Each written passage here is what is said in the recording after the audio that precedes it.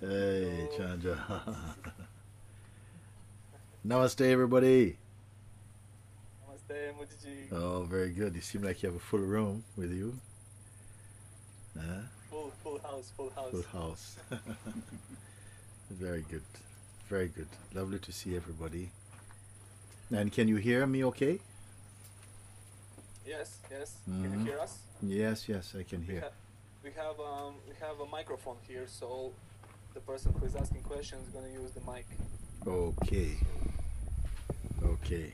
so you can hear us well? Yes, You yes, can let hear me us. see. Yes, yes, yes. I put it now more loudly. Okay. And Okay. and everybody speaks English or what? They understand English? Yes, yes, yes. Okay. Yes, no. Very good. Okay, welcome everyone to Satsang today. And, look very much forward to our time together. And I've heard some very nice things about the Sangha there in Croatia. So looking forward to see what comes up today. Looking forward very much to meeting you all. And the image when you are close, Chandra, when you are close, so I can see you reasonably clearly. Yes. But everyone is a bit more blurred at the back. Yes, we had a slight problem with the lightning in the room, so this is The the lightning or the best lighting? option that we with a light. Oh, Lightning. So okay. It's this okay. we have some magic lamp here, so this is the best thing that we could we could do It's for okay. now. It's okay. It's good. It's good. Very good. Very good. Okay. Lovely to see you. You too, Mooji. It grows back quickly, huh? Yes, yes. Wonderful. Okay. Who wants to come and say something? Has everybody been watching satsangs? Yes, yes. Yeah, Chan. Now we have one question. Okay.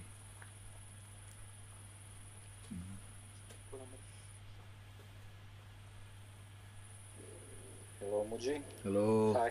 Hi, hi. Hi. Hi. Very nice to see you and to Yes. speak with you. Acha. And Thank you. looking, I tried from 1 year ago. You became my guru. I pronounced you my guru, and I'm very happy that I can ask you a question. Yeah. Very good. I have a burning question. I have an idea that I bound to. I know that you said not to bound to any ideas, but when I look on it, it seems very nice to me. And I look on it from all sides, and I have to follow it. I know, I understand everything that you say about it, but I think that it wasn't following the idea from the mind. That was some following from my being. Yes. So I'm not sure. I want some confirmation from you. Is there possible is there possible to follow an idea because I love it? I fell in love with it. I want to do it. I'm very happy when I'm doing it. Okay. Okay. Well, first thing, maybe you want to tell me what the idea is. I don't. Yes, I can tell you. John. The idea is that I find the mind in the world. The mind in the world, I recognized it as a system because it has so much common things like a mind, hundreds of them. I made a whole novel about it, that they don't exist because we are supporting it. We are the one who gave the energy to it, they can live without it. The mind and the system, they are only an idea that people believe in it. So in the last 2 months, I got some tools to get out from the system. I recognize it as vanishing of my mind, because I was looking that, thanks to you, from in there to out there. I recognize it as a foreclosure of the mind, so, and that will express in the outer world as foreclosure of the system. But I follow that idea because I want to get out of it. Yes. And I made some steps to follow that idea. Stop paying for my credit to the bank. Stop paying for the tickets. Oh my dear. Now I prepare to not to pay any taxes. I Yes. prepare not to register my car. I prepare not to pay any insurance.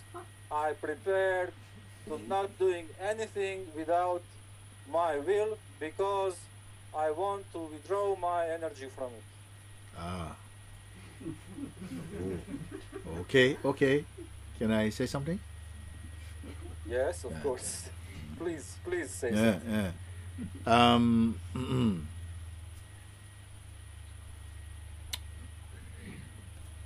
The system also has its it has its role to play. You cannot get rid of it. You can only untangle yourself from it. You follow? You cannot kill the system. You can only find who you are, and that is a sort of freedom from the hypnosis of just going along with the system, or the influence of that. You can be free from the influence it has had so far through conditioning and so on. But to say that you're going to stop to pay your bills and you're going to do the things you say, I don't think this is a sensible way. Let me just explain also. It reminds me once, one man who has just been coming to satsang for some time, and one day he came to me and he said, I have to confess something to you. I want to tell you what happened today. And I said, okay, what is it? He said, today I went to supermarket and I took some things from the supermarket because I believe it belongs to consciousness. Yeah, I went to supermarket, I took some things from supermarket, and I don't feel it's anybody's right to own anything. I feel that it belongs to consciousness, and I am consciousness. And also, I feel it is all a dream, also, he said. I think it is all a dream. Okay? And Yes. he asked me, what do you think about it? So I said, well, I think it is okay if you take these dream goods from the dream supermarket, okay, and then Okay. the dream security man stop you, and then call the dream police who arrest you, and then you must appear in a dream court, and a dream judge give you 5 dream years. And if you are okay with this, it is okay with me. I think it's okay. Okay, so Yes. if what you're saying is, look, you want to escape from the system, and this is your way of doing it, I think it's not a very good way. I feel, first of all, I don't want to predict anything. I say what is important is that the first big step towards freedom is to begin to understand your own self. Who lives here? What is it that is expressing in this body? You must understand this completely. If and when you do understand this, many possibilities will open for you, which when you are in the identity of a person, you will not notice this opening, because a person is living in a very narrow set of concepts and conditioning. But when you discover that you are not the person who is conditioned, that you are the consciousness itself, already there is so much freedom being experienced there. And also some things you will find in life that some things say in you, I want to change now. I want to change now. But you are going to have to wait. Because the one who is saying, I want to change now, I want to be free now, I want it today, it may feel like it's the true being, but it is also coming from the mind. The self is not bound. It doesn't say, I want to be free. It's not the self, it's not the pure self that is having an expression, I want to be free. What is wanting to be free is the idea you have of yourself, the identity that we have lived with, this identity, and now this identity is arising as a seeker who is searching for freedom. Now, this is also expression of consciousness, and it's a genuine expression of consciousness, okay? But ultimately, this seeker is not yet the ultimate truth. The seeker is a movement in consciousness towards recognizing itself completely, not beyond the role of a seeker.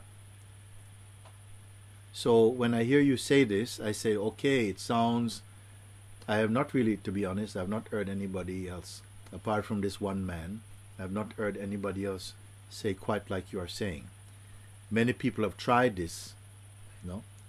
They have said, okay, I'm jumping out of the system, I'm not paying any of my bills, I'm not doing anything I don't want. And I want to ask you, who are you who is deciding this? Who are you who is deciding this, to do this thing? You must answer this question for me. I want you to help me to answer the question. Yes, because I'm not escaping from any responsibilities, because I want to pay my bills. Yes. I want to pay what I spend. I don't want to ruin any system. Yes. I just don't want to pay what I'm not spent. What is made to me to pay. If you understand what I want to say. Let me explain something as well. The many people, they expect that life should be fair and just. You see, we expect this. You see, and there are laws in place to help you to challenge an unjust system. There are laws like that, okay? But the truth is, life is not just in the way that we think. Many things don't make sense. Many things they don't make sense. They are crazy. The one who is free, actually, really free, understand this. They don't require from life that life must be like this. They are not really thinking, oh, life is unjust, or this person did something wrong against me. They understand that if you live at this level, you will be in conflict very often with people. They understand that they feel very often that it is okay to accept that your mind can sometimes be very chaotic. They don't fight with that. They have an understanding. Let mind be chaotic. I am not chaotic. I am aware of chaos. I am not chaos. That is a great freedom. If you try to control the mind, then you find that many things are seeming impossible. But if you understand that you are not the mind, that you are the weakness of the mind, already there's a freedom, and that freedom is felt immediately. Immediately. You see? Because our strongest bondage, our strongest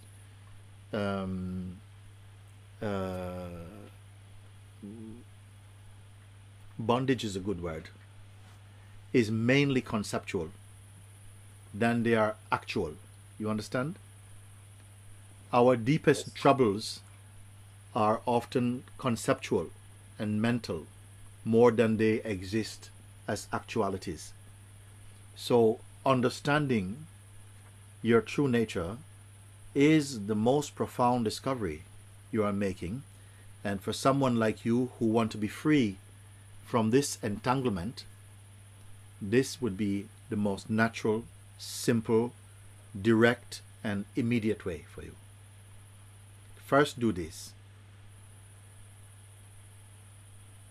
Then if you want to, then I can continue with you now to talk to you about something.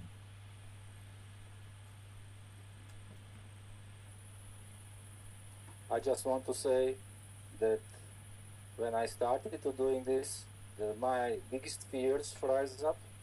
The fears that I would lost my home, lost my family, to go to. Yes. So I recognize it as a mind fight against me, and I willingly get into this fight, and I'm getting stronger and stronger, and fears are much every day getting smaller and smaller. Because you are, if you are, when you say, when you are getting stronger, in what way are you getting stronger? I mean, I withdraw my energy from it, and Yes. I'm getting more energy that I know from my fear that I gave it away from me. Yes, this is good. And now I want it back. This is different thing. There's two things you mentioned. One is physically stop to pay your bills and so on. That's one aspect of what you say. Then the second aspect, what I'm hearing from you, is that you are now understanding how fear has affected your life because you have given so much importance to it. And now you want to withdraw from this fear energy. You see? And you're feeling that Yes. the power is returning to you. That is a different thing, because that's something that you can do within your own self. And that is immediate. You see? That is something that is more immediate now. If you say, I understand that I have lost a lot of power because of fear, how did you overcome this fear? I faced it. I Yeah. faced with it. I do things that I never dreamed that I'm going to do to challenge the system. What system are you talking about? The system in your head or the system that is outside as life, politics, and society? What system you're challenging? I can't see any differences because the system in my head is the system outside, and that's the conditioning that I have in my mind, and I want to get rid of it. Yes. I put it still that to try and get rid of it, if you try and do it forcefully, it is one outcome. If you try and understand to be free of the system through understanding who you are, that is the way that I advocate. That's the way that I point you. By understanding who and what you are. This is totally possible. This is the path that many have traveled before. It is very pure. It is very direct. It is very natural way.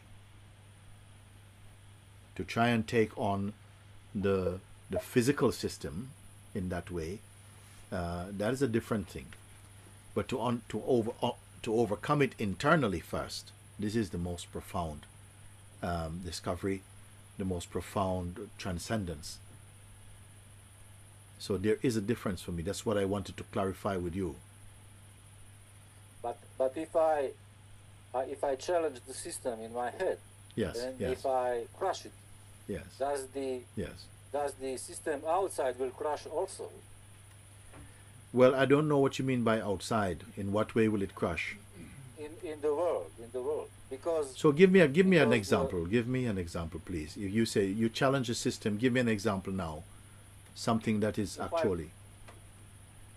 If I begin to understand that me and people gave the lots of energy to the system, like to the mind.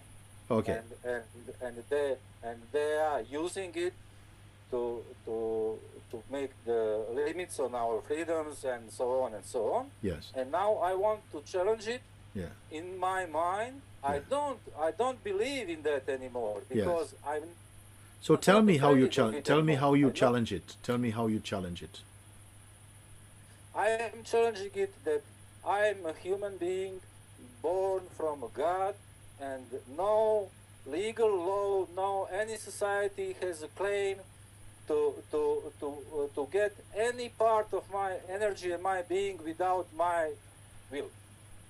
Okay. And it's working? For now, it's working. Carry on.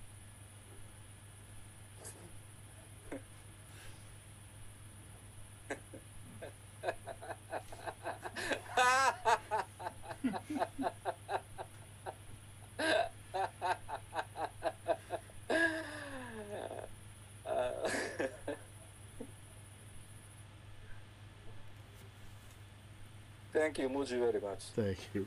Okay.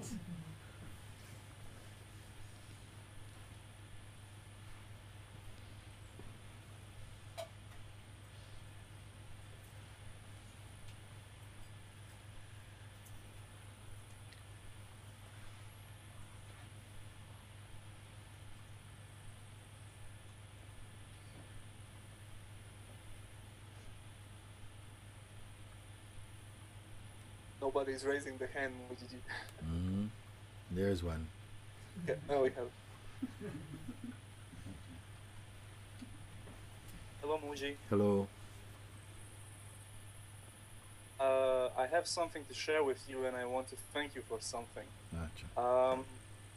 A few months ago, I didn't know so much about you and the knowledge that you pass on to people. And I was made familiar with it about a month and a half ago, and I started to watch a few videos on YouTube, and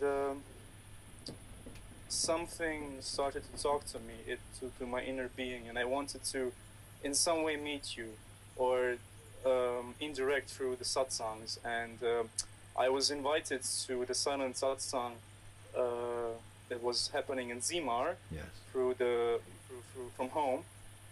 And the first few times I was just taking in all this knowledge that you were sharing, and through the people that were having experiences in Zimar, and I didn't have any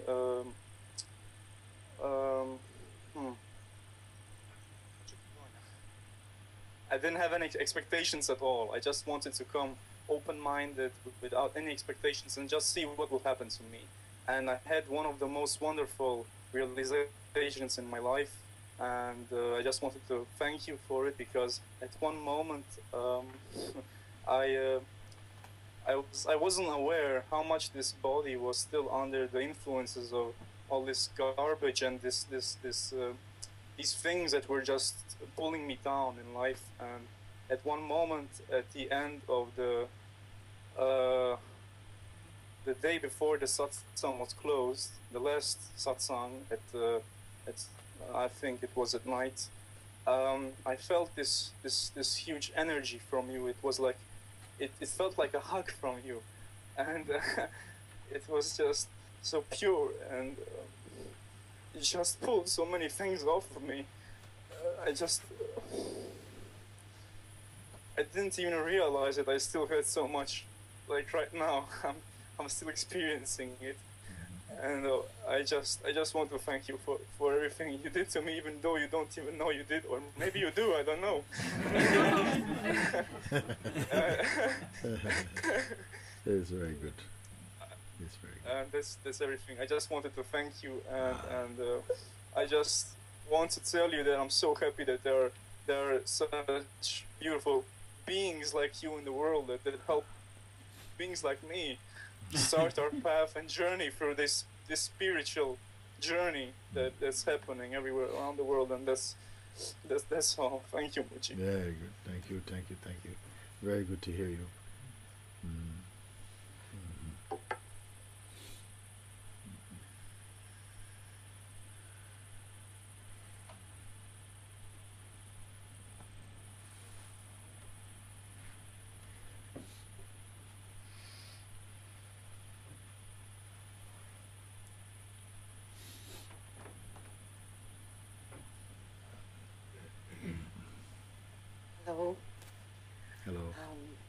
I'm very excited to meet you. I just recently, maybe a few weeks ago, I started to watch the videos. My friend told me about it, and I find it really extraordinary, all the ideas. I have a question that is a little bit difficult to explain. Well, I've been reading a lot of things in the internet, and well, the New Age stuff and so on, and everybody's talking about consciousness. That's the word that is appearing all the time. And then there is another idea that we are all one. The whole humanity is one consciousness. And I don't quite understand that. Does it mean that we are all the same? And how can we be same? We have our identities, our egos, our integrity. And how is it, I don't know, possible to feel that the whole humanity is just one consciousness, if it's so? It's a good question. And it becomes almost a kind of cliche that people say things like this. In almost every spiritual book, people speak these things. We are one. We're all one. And even sometimes people are saying these things, they have not fully realized the implication of what this statement really means even. So I don't feel it is necessarily such a helpful pointer or teaching just to say like this.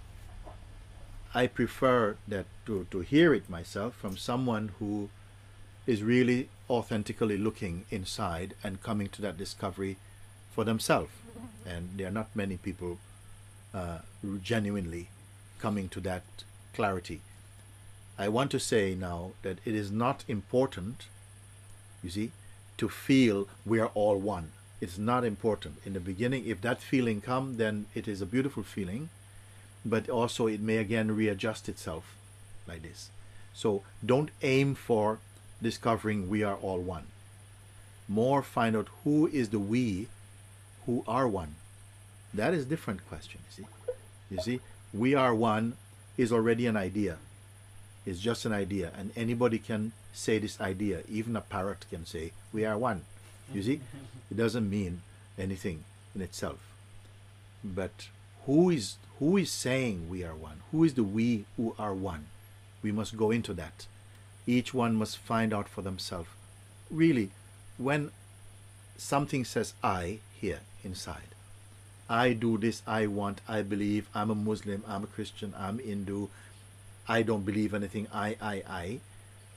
And we talk about what our I says. I like this, I don't like that. We talk about what we like or don't like. But who we are, nobody really looks into it. Who is saying, I like this, I don't like that, I'm a Buddhist, you're a Christian, we can't understand it. Who is actually speaking these things? And if you are caught by this question, and you slow down a little bit, not talking about what the I doesn't want or what the I believes, but who is the I in the first place? And it is the most unusual question, and people generally don't ask it, because when they ask a question like this, first some confusion come. They get quite confused. I don't know what I'm asking. Why should I ask? Who am I? I am me. Then someone may ask you, but it's the same thing. Who is me? What is saying I am me? What does it mean I am me? So in the beginning, this kind of question will not feel so appealing for many people.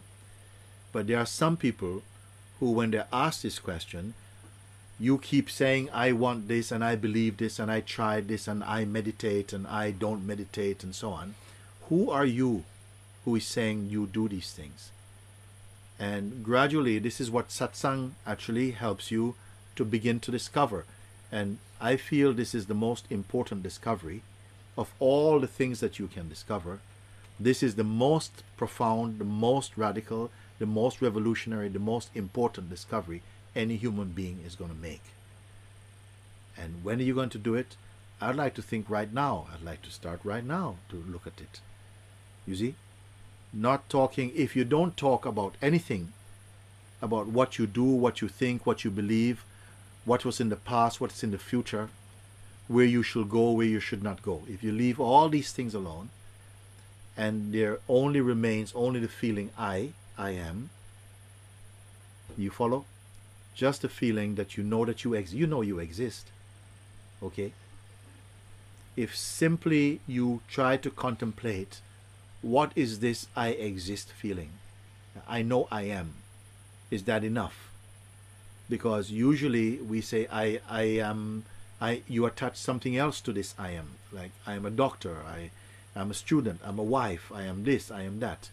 But I say let's cut away all these other things after I am and stay only as the feeling I am. And you can do this even now. Because the I am itself is complete. We never stop to think about it.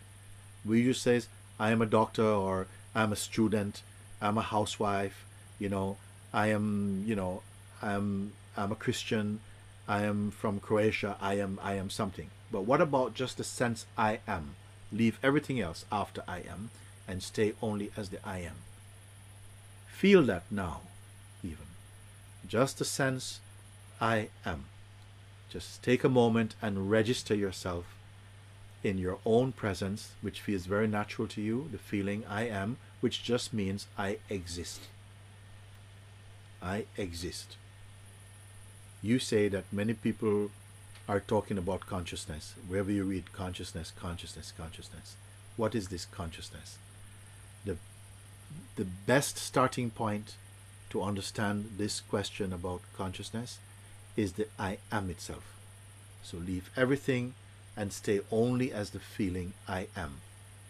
Nobody taught you you are. Everything else you learned, but you did not learn you are. It came very natural for you. When you feel I, no, your parents didn't teach you to call yourself or to refer to yourself as I or I am. It just came somehow. You says, I am John, I am Susan, I am something. But I am calling you now just to be with the feeling I am. And let's include everyone in this exercise, you can call it, this opportunity. Just feeling the sense I am. Don't try to describe it. Don't go to the past or anything you've learned, because that came second. That came later. But the first formed, the first feeling, the first knowledge is that knowledge, the sense I am. It is not a woman, it's not a man, it's not a husband, it's not a doctor, it's not a politician, it's not religion. It's earlier than everything. It's that pure intuition, what I may call the sense of presence, that announces itself inside each body, the feeling I am. And that is consciousness. I am. Now, am refers to existence. Am means it is. I am. Am means to be. You follow? To be. Why say I am? Who is the I that am? Am means to be. Who is the I? What is I? This you can contemplate a bit, but don't think and don't create. Don't imagine anything. The sense I is already with you. You don't have to go looking for it. When you feel yourself, the feeling I arises for you. Then you may, just in a gentle way, put the question, what is I? And try to find out. But don't use imagination. The sense I am is there. You may start only at as I am. Even if you don't go any further. Maybe it's enough. feel the sense I am, but don't allow it to connect up with any other sense or any feeling or any ideas. Just feel the sense I am. You can do it now. Also, it is always present. As soon as you are awake, the sense, natural sense of existence arises in you. It was not there in deep sleep. The sense I am, or any personal representation of this feeling I am, was not there in deep sleep. You did not have any relationship in deep sleep. You could be married to the Prime Minister of your country, but you had no relationship and you were not a wife in deep sleep. You were not a mother in deep sleep. You were not a Muslim, a Hindu. You were not any of these things in deep sleep. Okay? As soon as the waking state comes, the first feeling that will come is the feeling I am. Now, let me ask you one more thing while we are talking like this. Sometimes, for some people, in the middle of the night, you may get up to go to the bathroom. Yes? So there must be some consciousness there. Isn't it? You get up, you make your way to the bathroom. Yes. But you don't need any identity for that. No. Some consciousness is there, but there's no identity. Because you're only going for a wee, okay? So you don't need to be a Muslim to have a pee or something. Or you don't have to be anything specific. You can just go to the bathroom. Okay? So consciousness is there, but no identity necessarily is there. In the middle of the night, 3 o'clock in the morning, you maybe go to the bathroom. Okay? Sometimes in the morning when you wake up from sleep, a consciousness is there, but it has not picked up identity as yet. Has anybody noticed this? Yes, it's like when Yes, you wake yes. up, The eyes and then open. You need a few moments. Yes, Can you hear me? yes, yes, And then you need sometimes a minute to remember Yeah. what day, what yes, happened yesterday, yes, and everything. yes. It's like a computer program rising, Yes. like when you switch Very computer good. on and A it's computer time program, to just say upload. the example, Yes. like a computer program arises. What notices this? Just slow down. You've said something beautiful. The mind arises. Remembering arises. Personality arises. Something observe them arising. Acknowledge that. Something is aware of the arising. So it is there already. It is not arising. It notices the mind arising. It notices personality arises. It knows noticing time arises.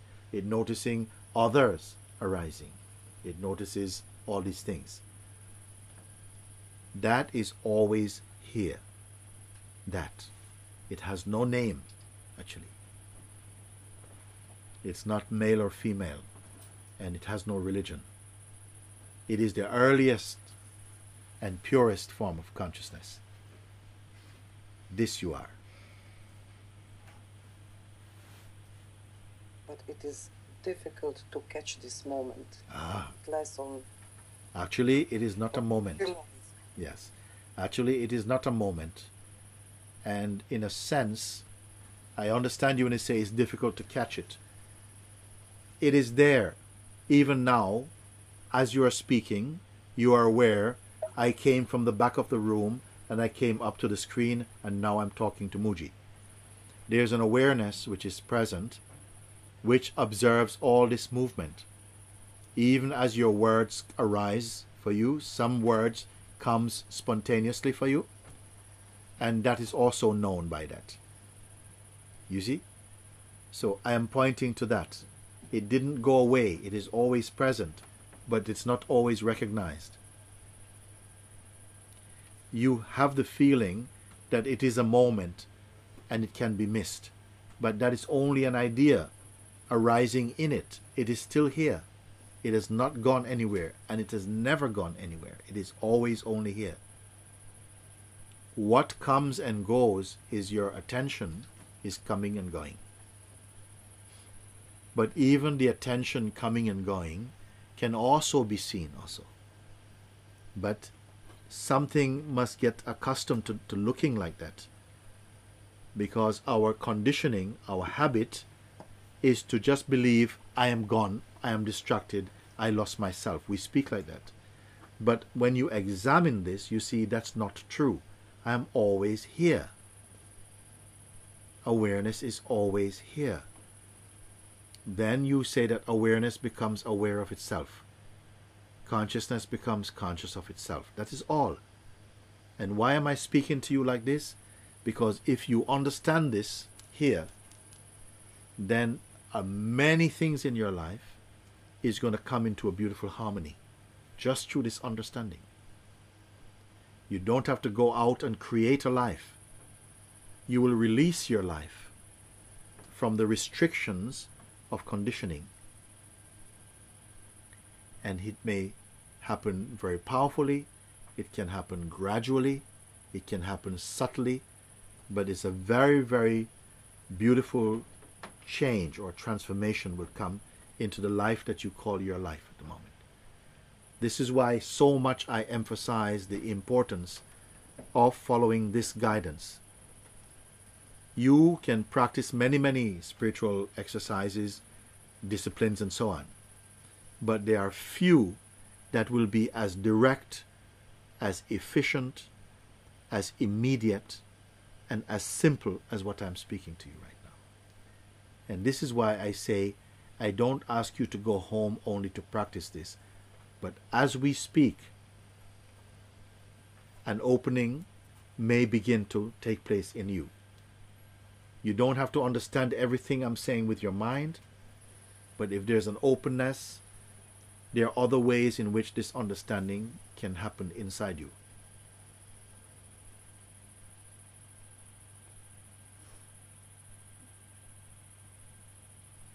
Yes, thank you. Thank you very much. Don't go away just yet.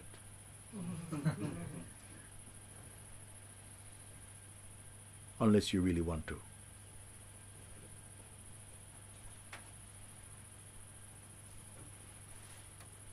Just before you go, feel again the sense I am. It is there already. You don't have to go looking for it. Whenever you feel I, it is really that I am. That is the most truthful thing. The I am a person, I'm a woman, that is a kind of distortion or a limitation of that pure sense inside you. If you take anything away from what we are sharing together in this moment, I would like you to open to what I'm saying just now. Feel the sense I am. It is the natural sense of being. Okay? Don't do anything with it. Don't do anything with it. But keep your attention present with that sense in you, the sense I am. Just register it, be with it, leave everything. Even if you can do it for 5 minutes in the morning when you get up before you go to work or whatever you have to start your day, whatever you consider that is, sit with this and don't allow anything to connect with that basic feeling. And you may do this again, I would say, in the evening before you go to bed, but not when you're tired. Just for a few minutes if you want, 5 minutes minimum, to just feel the sense of being. Only be. Don't do. Stay with this feeling, the sense I am, or it is, but I am is good. But don't try to describe I am. Just feel the natural sense of being. You don't need any imagination for this. You don't need any other technique for that. All I say, don't allow this natural feeling to connect up with other feelings or thoughts. And after 5 or 7 minutes, get up and go do your thing. Try it for 1 week. Will you do this? Yes, I'll try. No, don't try. Do it. Okay. Yeah, do it for Okay. do it for a Okay, week. I Do it for a do it. week, but not like, oh, okay, I have to do it again. Not like this. If you are going No, to, if it's going to be a understand. struggle, then I tell you don't bother, leave it. But Oh. if you really feel something, try it for a week. Morning, as often as you want, but at least in the morning, and in the evening, to sit quietly, take your phone off for a minute. Give yourself 5 minutes. You can afford to do that, just for yourself, 5 to 7 minutes, and try not to let your natural feeling of being or the sense I am combine with any other feeling. In the beginning, it might feel very difficult, that there are many thoughts come to take your attention. And this will be also an important discovery for you, because you'll notice how much influence there is operating in your mind. So you start like this, and by the 3rd day, you will feel definitely, if nothing happens on the 1st or the 2nd day, you'll feel something becoming much lighter, much more space, much more lightness, much more joy coming in. Do it for a week, and then you can speak with Chandra a way of sharing with me what you discover. Okay? Okay. Very I'll good. do it. Do this for 1 week. Okay, thank you. Okay, Thank you. okay, thank you.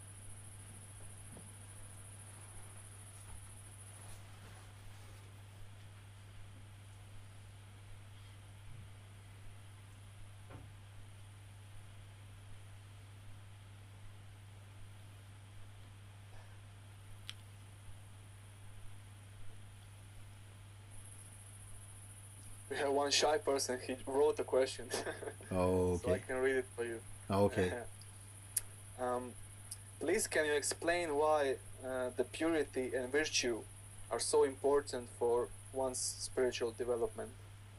Please explain why purity and virtue Virtue. are important. Virtue. Are important for one's spiritual development. Very good.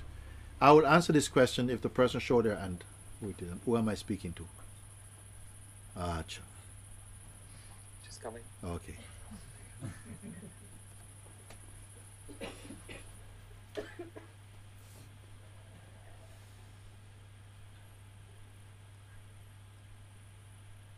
Very good. Hello, Mooji. Ah, Excuse me. good, good. Thank you for I coming. tried to escape, but Okay. Thank you for your time you share with us. Very I good. hear this shown because I read so much and it is very important to gain purity. Purity in thought, in words, in the food, also purity in emotion. Yes. To be free from Maya and to lead one's virtual life. And Yes. so I'd like to hear from you Yes. how you can explain Yes. the importance of that. It is commendable to be seeking purity of mind and all these virtues, no? But it is the slow way. Yes. I am more stir fry, quick way.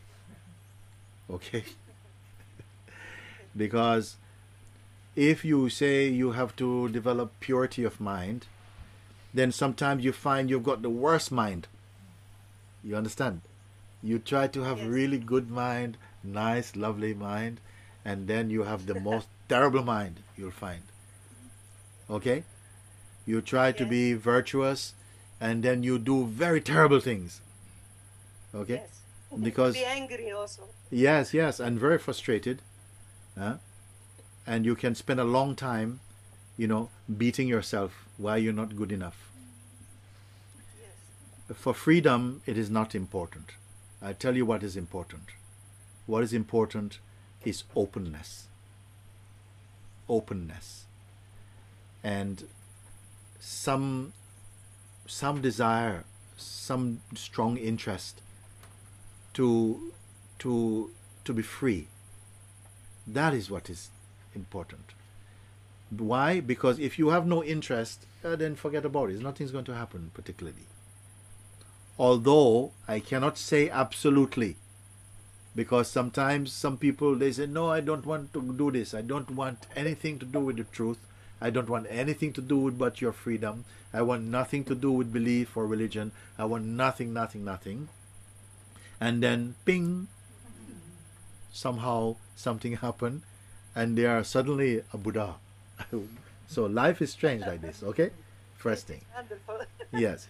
Now, but I would say if you are open, if people sometimes come to satsang like you are here, and some people may come because they've been watching some videos, they feel this subject is very dear to me, to my heart, and so they come, their minds are naturally open. Others maybe come and their hands are on their chin all the time and they're looking, well, I don't know, and so on. So it may take a bit longer. You see, like this, okay? So there must already be some urge inside that once I want to go, I felt something. This is another very important thing. You begin to feel something. You may not understand what it is, but you're feeling something. You're feeling like a possibility. There's some possibility that something may change inside me, and it feels good. I don't know what makes me feel like this, but it feels like I want to go in this direction. That's more important than trying to cultivate a good virtuous mind, purity of thought, and so on. I would say that the virtuous mind and purity of thoughts, they come after you realize the self, not before. You see? The results. Yes. Because if you try to develop purity of thoughts, then you may still keep your ego. And then your ego says, yes, my mind is more pure than yours. You see? And this is not good. Yes. Yeah. Because we put a lot of effort to do it, no? And then you want to show your spiritual muscle, and you want to tell people, look, I am more quiet than you, and stuff like this. So that is not the true way. I would It's say, not bad. huh? Yes. Yes. Yes. Thank. Yeah, so the important thing is that you are open, and somehow you listen, and you feel what your inner response is to what is happening. Because sometimes in the beginning there is not understanding, there's misunderstanding, there's reaction, there's resistance, there's judgment. These things happen first thing. But it's not bad if you are told, expect that you are going to feel resistance. Usually if something also is good for you, sometimes you have resistance. Your mind is resisting, not really you. Your mind is resisting. But you are giving some energy to this resistance. So these are important discoveries in the beginning. And if you stay with it, very soon you find something opens up, and there's a sense of space in you, a sense of joy is arising in you, and then you're already inside.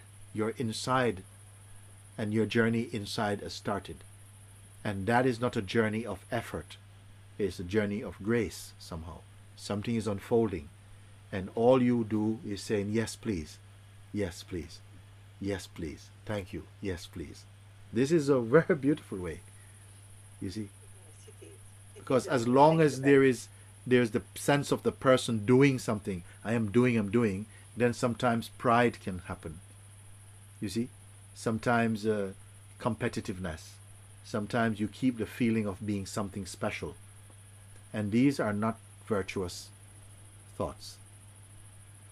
So something happens inside you, and there's sometimes a humility, it becomes present, and that opens many doors for you. Because humility makes your heart very soft, very open, and all possibilities happen much more beautifully. They come alive in a mind that is more humble and open. Thank you. Thank you. Very good.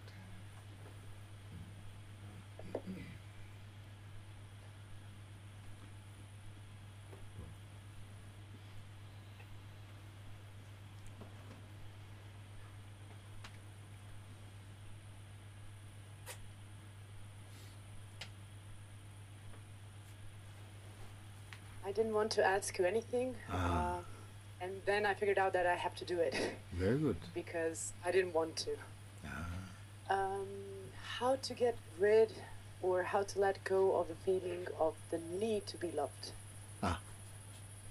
Because I have a feeling that I'm a slave of that urge, of that need to be loved, to be appreciated, and that it stops me from being free. Okay, we can start right now. Do something very beautiful. Is put pictures to your fears and make the worst case scenario. Okay? You say the whole world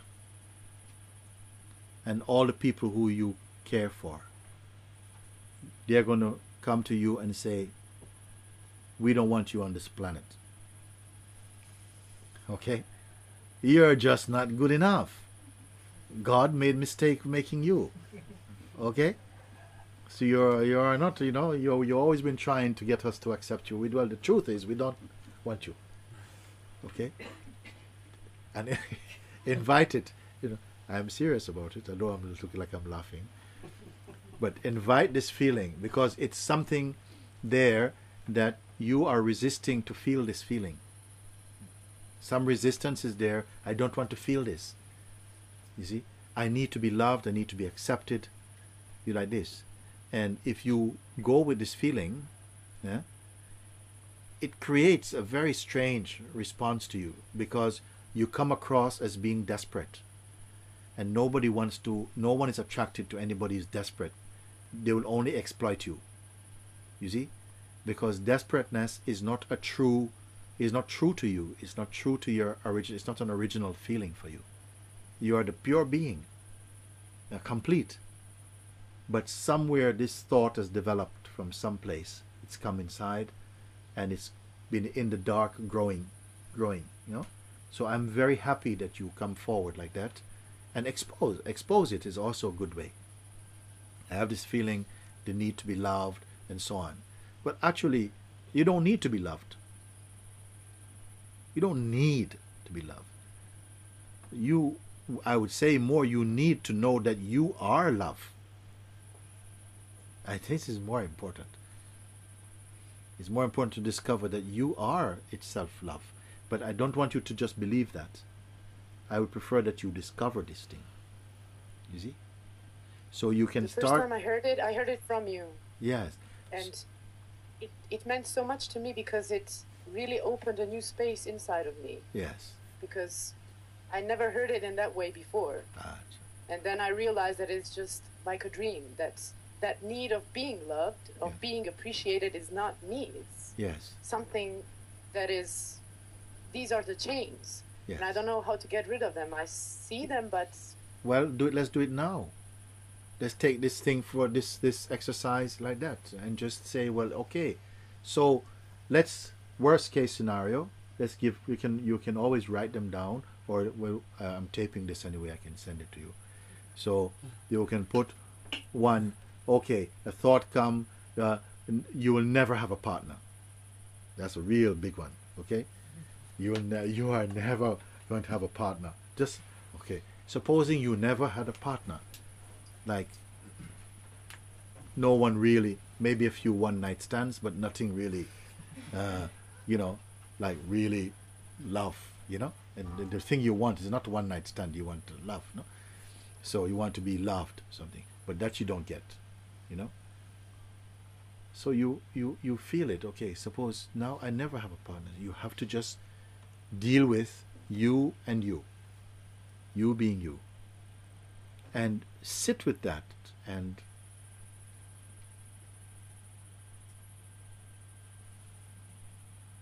supposing in one flash all the prospective partners in the world vanish, they're all gone, and not even to another planet, so you can't even go to another planet. They just don't exist.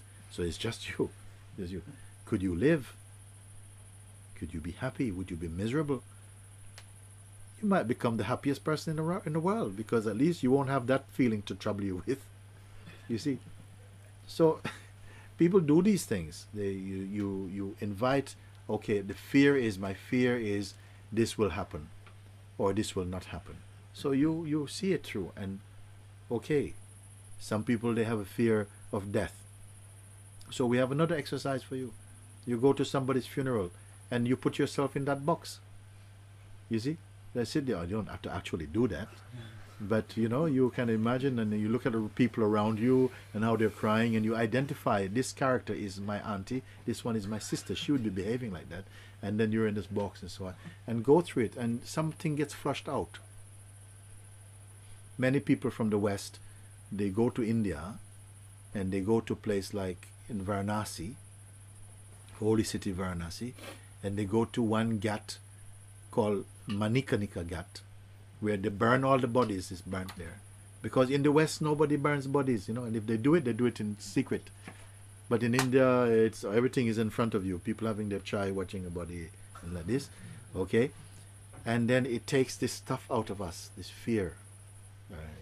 You face the thing you're afraid of sometimes, you see. So for you, I think it will be not so difficult, actually. And usually when these things come, they are kind of hiding. They're somehow eclipsing your greatness, actually, your beauty, and gets suffocated because your attention buys into this fear. So this feel, actually, the truth is, you don't need to be loved. You don't need to be loved. That is just some strange thought that is developed in your mind, you see. And this is one way of looking at it. Just putting it like, if you had to be by yourself, not even with prospective partners, but just by yourself, could you live? If you had to, you would. And you may make some tremendous discoveries. And this time in your life is a beautiful time for making tremendous discoveries. And this can be one of them. Because I would not want you to go into a relationship with this feeling of a need to be loved. The problem is that very often even if I'm alone, if I don't feel loved, I'm okay. And I can tell the difference. That's why I'm bothered when it comes this moment that I feel enslaved by this necessity urge. But it's not only in the relationships. It's like acknowledgement of other people that I have a value, that I'm worthy of something, that I'm loved. So the problem is that I see the difference, and I don't understand when this feeling comes, when this feeling appears. I see that it's not me, that I am enslaved, that it's not my natural state. Yeah. Because very often I don't have a problem of being alone, I enjoy it. So I don't know what happens when it starts being a problem. Why does it start being a problem? Because you consider yourself as being something. You consider you are something, that you are somebody. It would be good to find out that you are nobody. You see, very few people want to discover that they are nobody. Everybody wants to be somebody. If you want to be somebody, then it means that you need to be somebody special. You need to have something to at least announce your game, to announce that, look, I am worth it. Look how good. I'm a good dancer. I'm a good musician. I'm beautiful.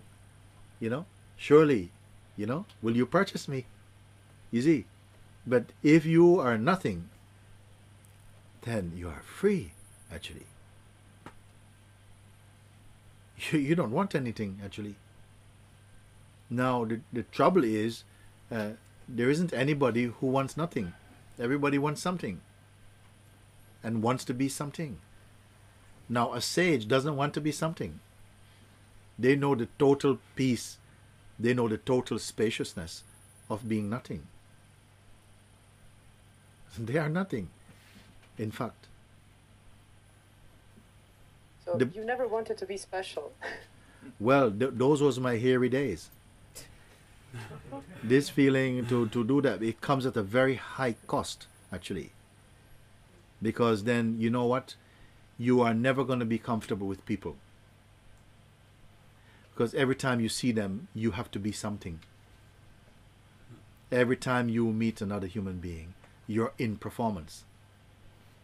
You see? Can I get a little bit of, hey, you look good. Thank you. You need something from every encounter. You follow what I'm saying? Yeah. You cannot be yourself. Attention You have to go. is a burden. Huh? Attention is a Having burden. attention is a burden. If you want it. If you don't want it, it's not a burden. I mean, if you don't mind, let's put it not you don't even want. Because there's two forms of desire.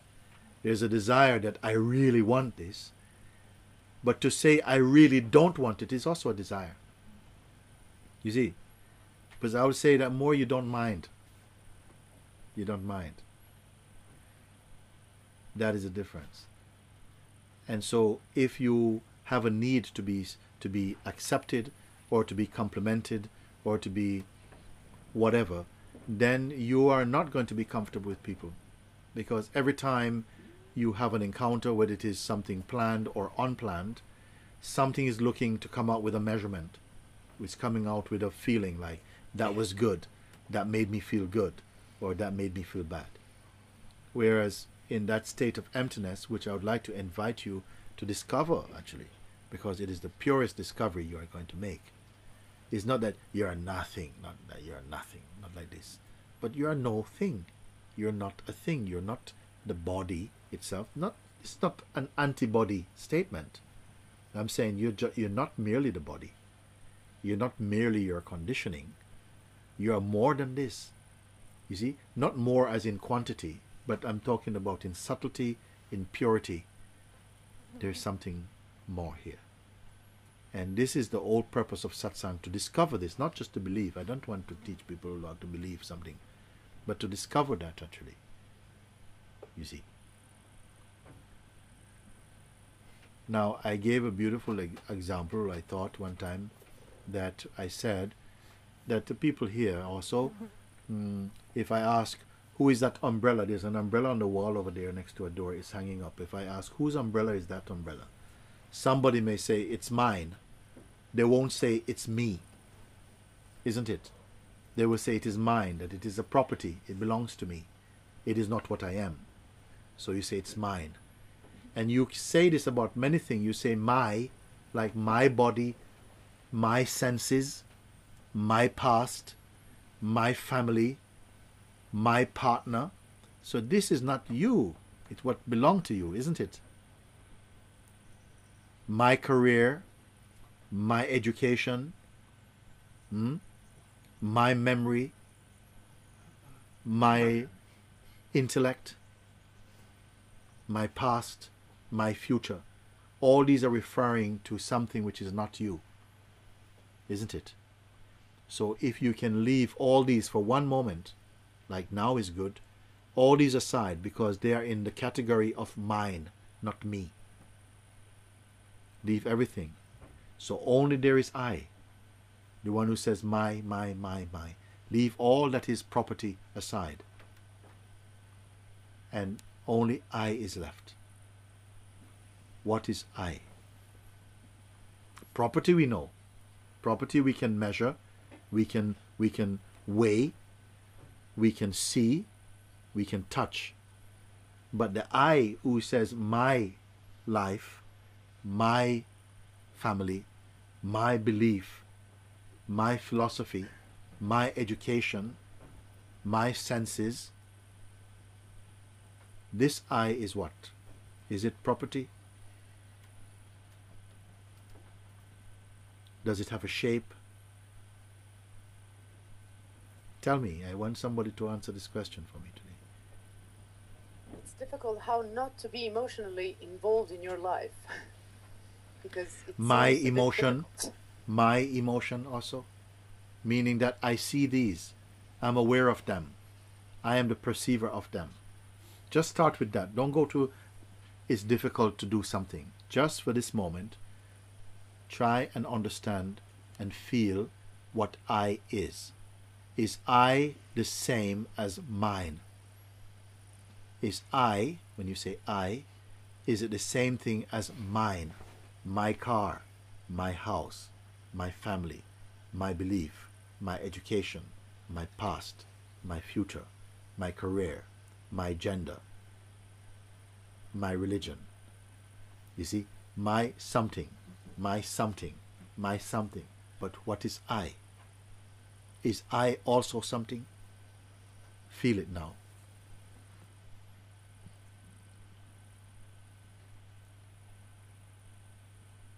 It's like having two lives, one life of I and one life of mine. What watches both lives? You say it's like having What? two. You say it's like having two lives. Okay, who is having two lives? One life is this, one life is that. What is aware of both lives?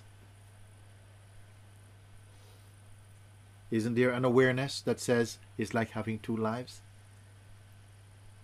It's like having the awareness and having, like, Maya. Awareness is not anything that anybody can have. It is just what you are. You can say my awareness about something, but there's an awareness even before that, which is just pure awareness itself. Without this, there is no perception, there's no sense of self, there's no world, there's no time, there's no person. Awareness is the earliest, it is first. Even before first, it is there.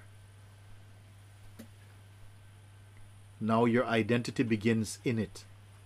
What you come to believe you are, I would call it a kind of self-portrait as a person, is formed inside that awareness itself.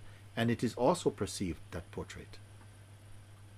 You've had many portraits. You've had many self-portraits. And all of them are changing. But that which is aware of all the portraits, it's not a portrait. So who or what does create the identity that I have now? Who creates mine? Who creates this reality? Yes. Where I have an urge, a need to be loved, appreciated, to have things, to do things. So Yes. the consciousness is not creating that. Who is creating it? It's a good question. You can say the consciousness is not creating it. If consciousness knows it is not creating it, it will not be troubled by it. If consciousness knows, I didn't create this, it seems to be just going on. Who wrote this book? Who is making all these decisions? Huh? I have nothing to do with it. Then if it has nothing to do with it, then you're neither innocent nor guilty. It's nothing to do with you then. Then let it play on. Because you will know, I did not do this. Whatever I is, I did not make this movie.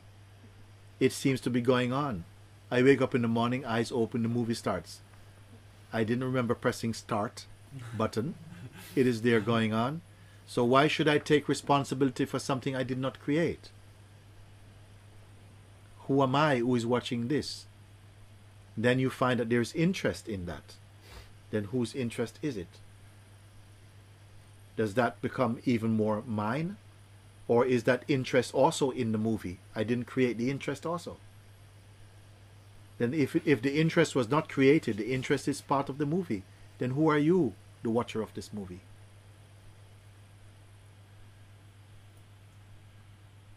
I don't know, but is it okay to enjoy the movie in the meantime? Yes. In fact, the movie will be more enjoyed when you're clear that, wait a minute, but my part is only, I am sort of like observing it, I'm watching it. I have the sense of doing, but it's only a sense. It doesn't feel true. Sometimes I have the sense I'm in the movie, and sometimes I have the sense I'm not in the movie. I'm just a watcher of the movie. Being an actor who is enjoying his or her role. It's not a bad metaphor. It's not a bad metaphor. And what to do with the desire? If you feel the desire to do something, to, I don't know, is it okay to follow your desire? Not always. Or Not always. You can have many types of desires. Some of them are something very good and you know, natural and unfold in a very beautiful way, and some of them take you into a lot of trouble. So not just follow. I mean, the consciousness is somehow maturing through its own experiencing, and it must learn to discern when to say yes and when to say no, and when to say nothing, and when to be nothing.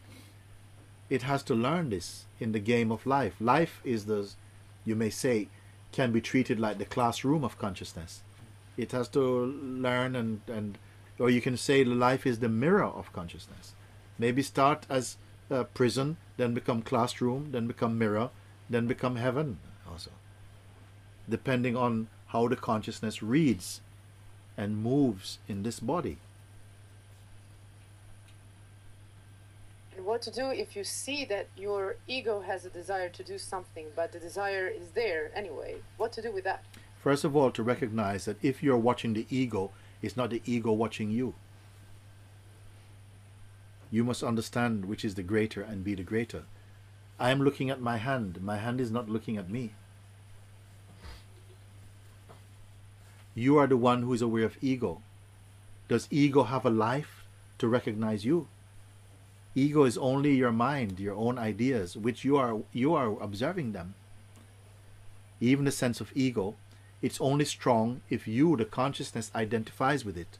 If you don't identify with ego, ego goes away. So we do have a choice here to either go with our projections or to pay attention to ourself, who is the observer of them. And in observing ourselves, somehow, a peace is present. And the pull to go out through the senses, to go shopping through the senses, that will be abandoned somehow. Ego is only thought also. It's not just thought, but it's thought that has a lot of investment. Because as soon as consciousness is present, it tends to identify with the instrument that it is functioning through. Then it believes, I am this body. Then it becomes very partial to being this body. When it becomes very partial to being this body, then it finds opposition with other bodies or attraction to other bodies. Then the play of duality becomes very strong. As you become more aware that these are manifestations of your own way of thinking, the power returns to you. And the most important power is the power to just observe these things without identifying. Then you start to see them, that their quality changes. They stop behaving like facts, and more they start to behave more just like appearances. It becomes more like it's insubstantial. It does not have the power.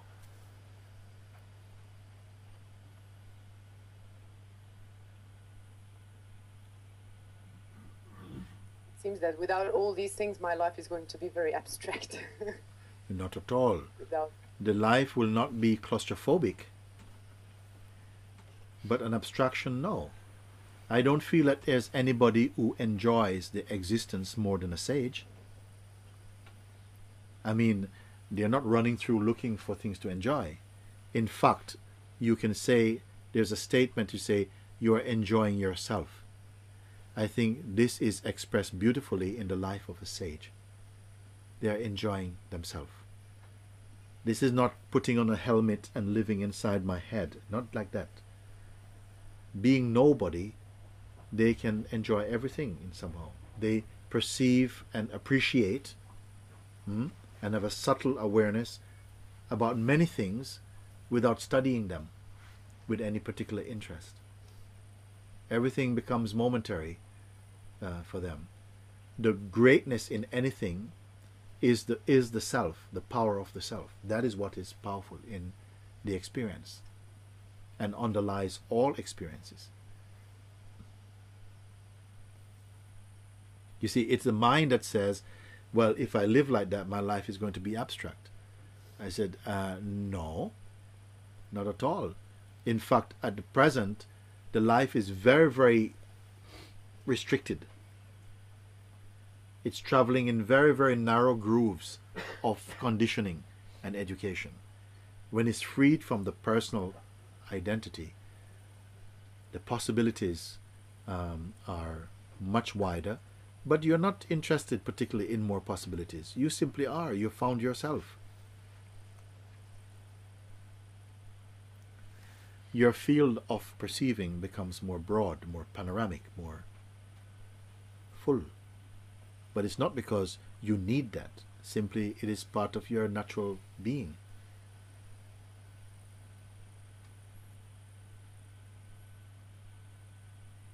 Maybe it's the fear of letting go of control, because I don't know what's expecting me without the things that I'm used to, life that I'm used to. Yes, over control hurts mostly you.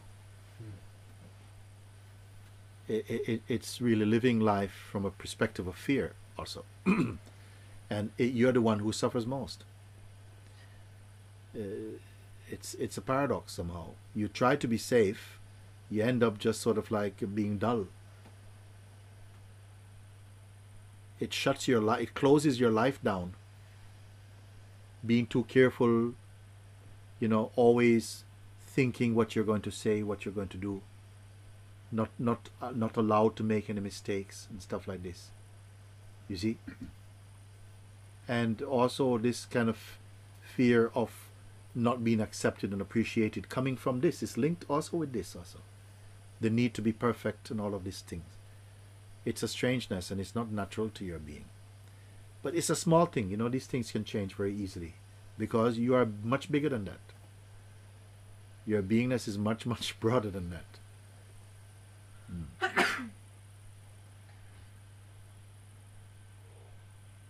Thank you very much. Okay. Very good.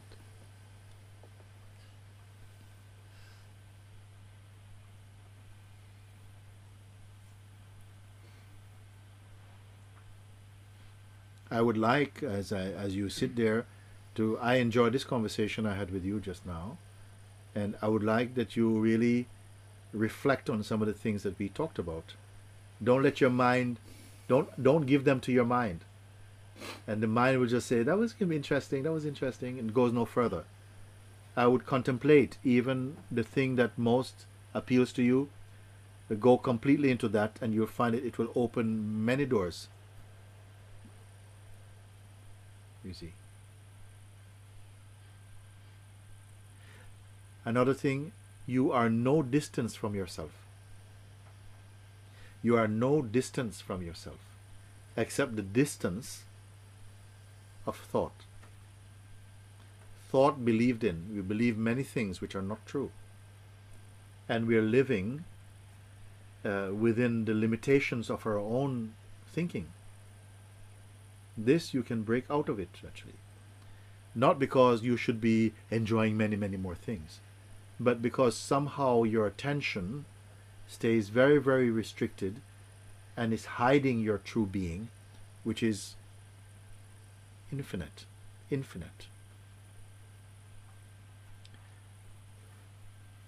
We can go through many lifetimes, some say, many lifetimes, not realizing who is dwelling in the body. You can change many bodies without knowing who really is living inside this body. You will learn many, many things, but the most profound one you might miss. It seems like there is a force operating to prevent you from making this discovery, to keep your attention on transient things, passing things.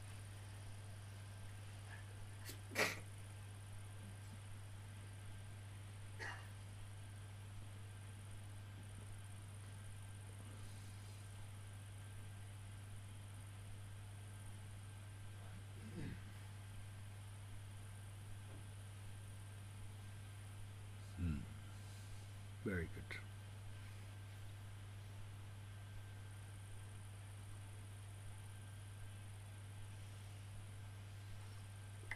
Can we have one more question? Yeah, that's good.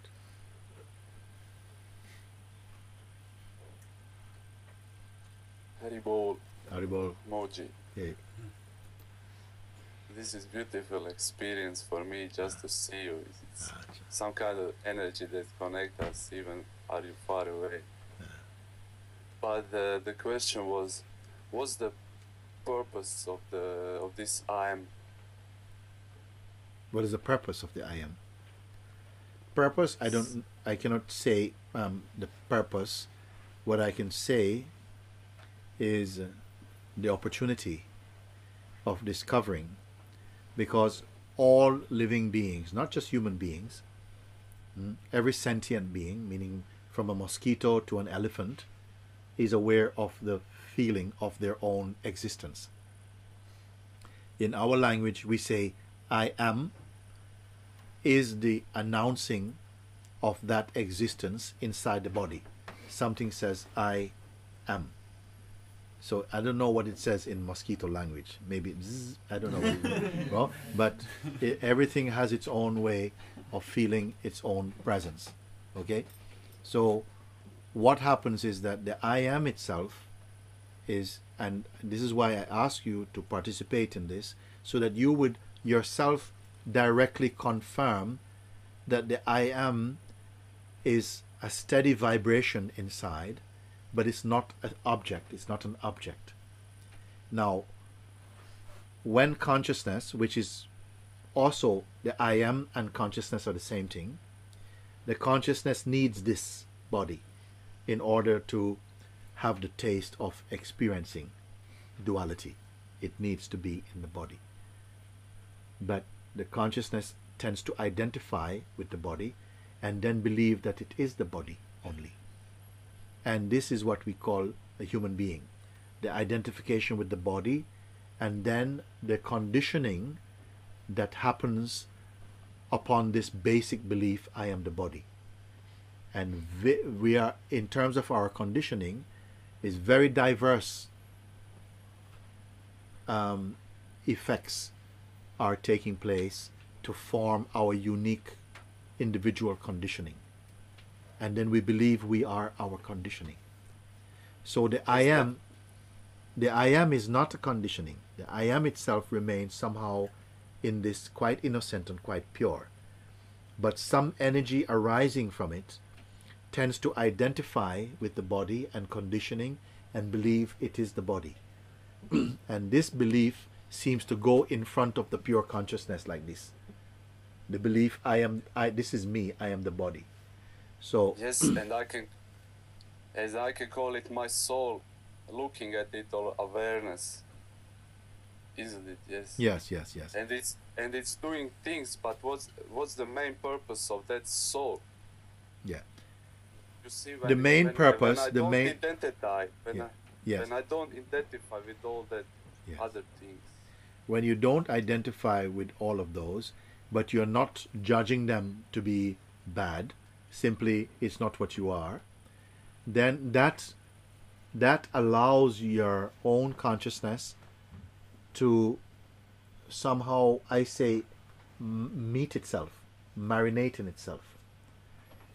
That understanding, actually, and that experience, that knowledge, is freedom.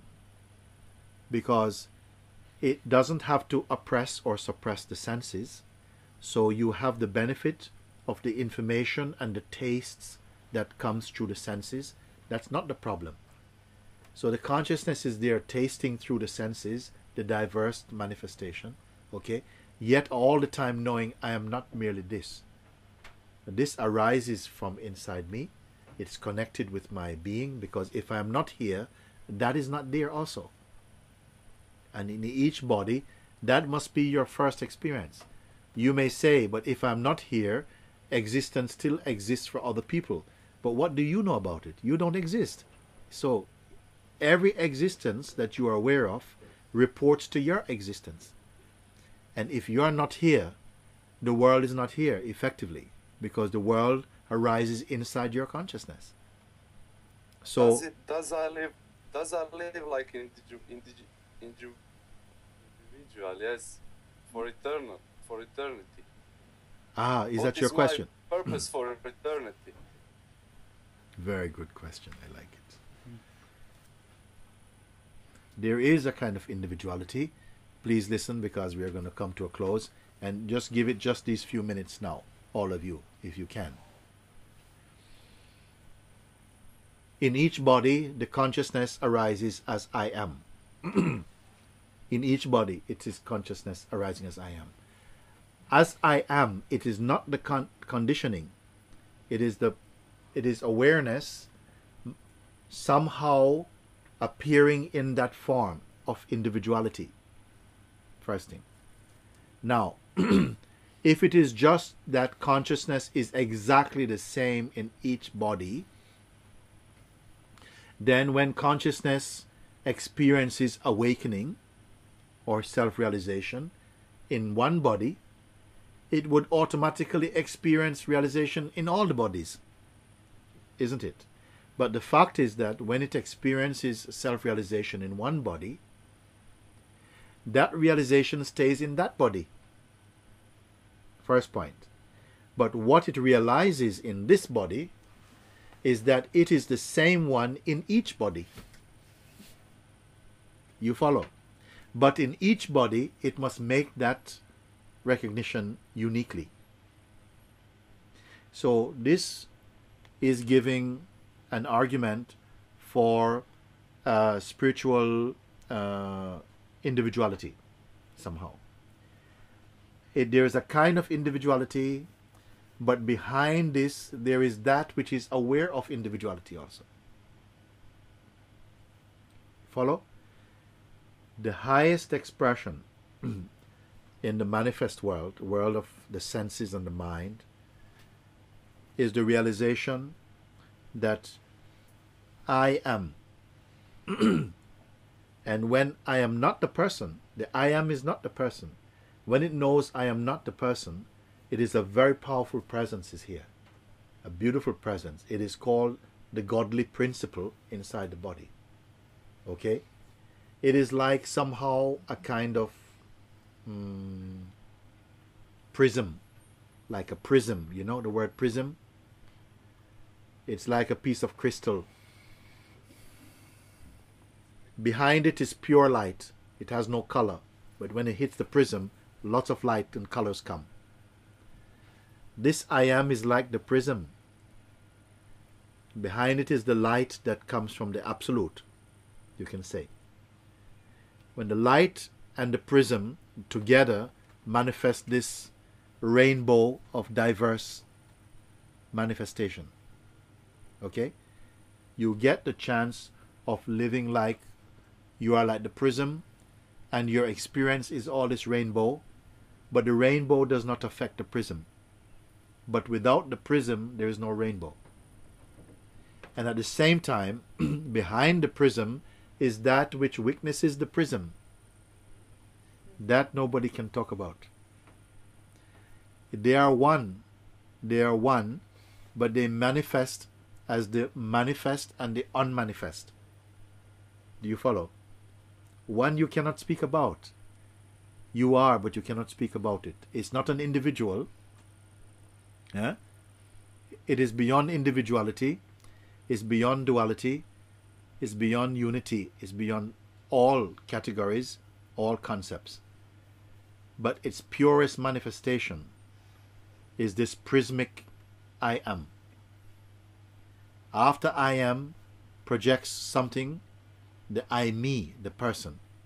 If you understand this in the correct way, you will see that all these layers of manifestations, they fold up as one totality. And you'll be very, very happy. Very, very much at peace.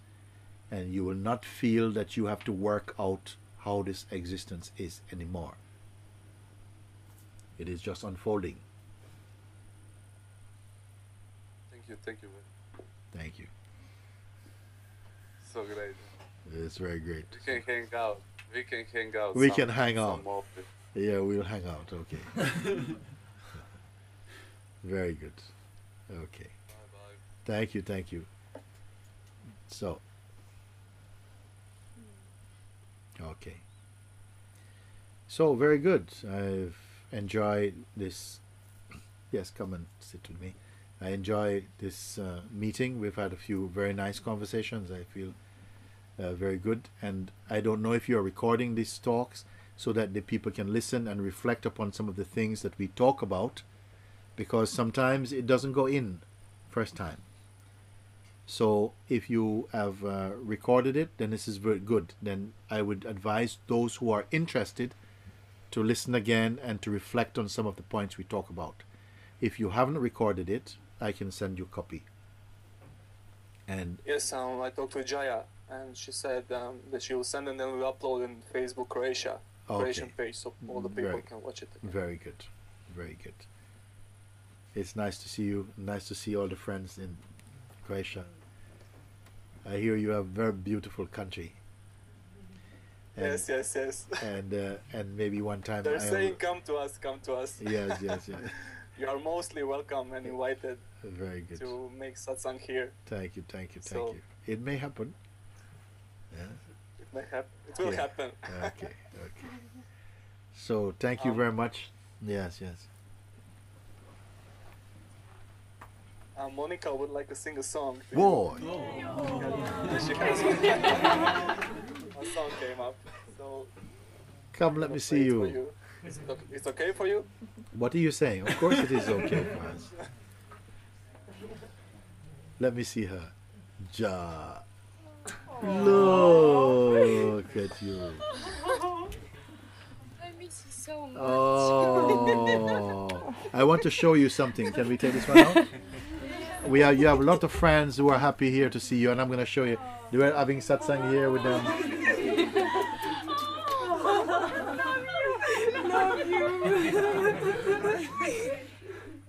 Love you.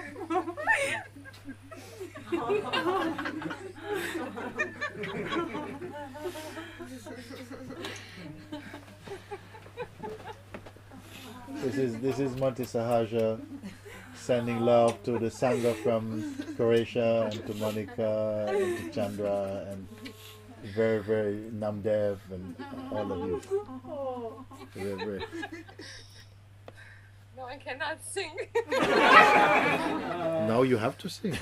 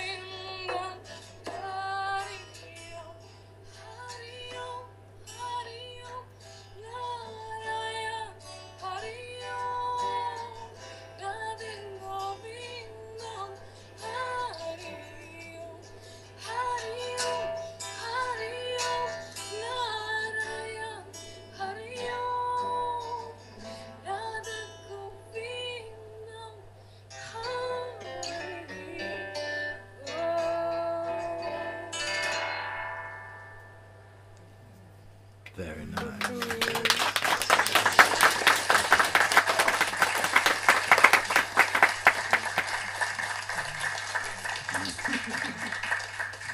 Very nice. Very great. Thank you. Wonderful, wonderful, wonderful. And Hari Om, Hari Om. And very, very happy to meet all of you and see you like this together. And next time we will talk again, no? Yes.